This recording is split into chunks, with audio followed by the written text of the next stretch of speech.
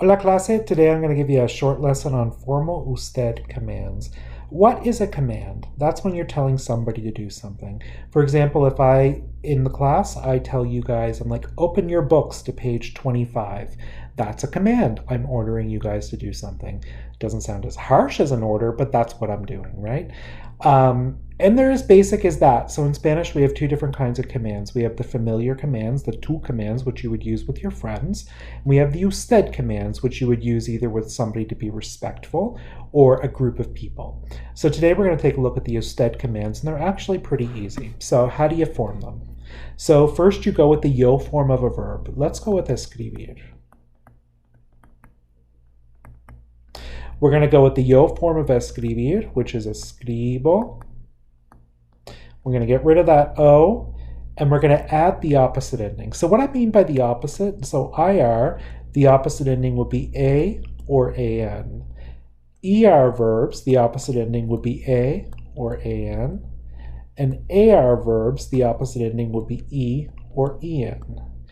You use this when you're talking to one person, this when you're talking to a group of people, right? So say, for example, I want to tell the class, write in your books. I would go, escriban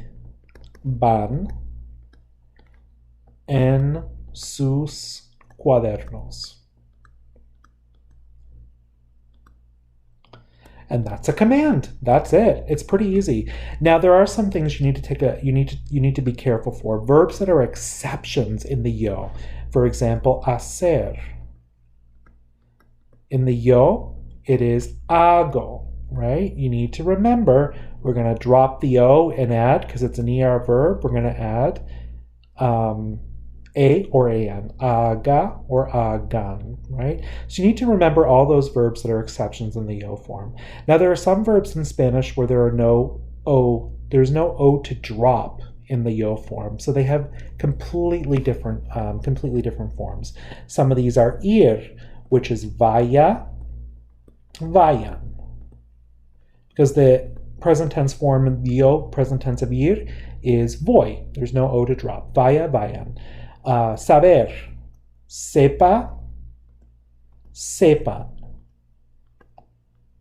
Because the yo form of saber is se, right? Dar, yo doy, there's no O to drop. De, den. Estar, esté, estén. Ser, sea, sean.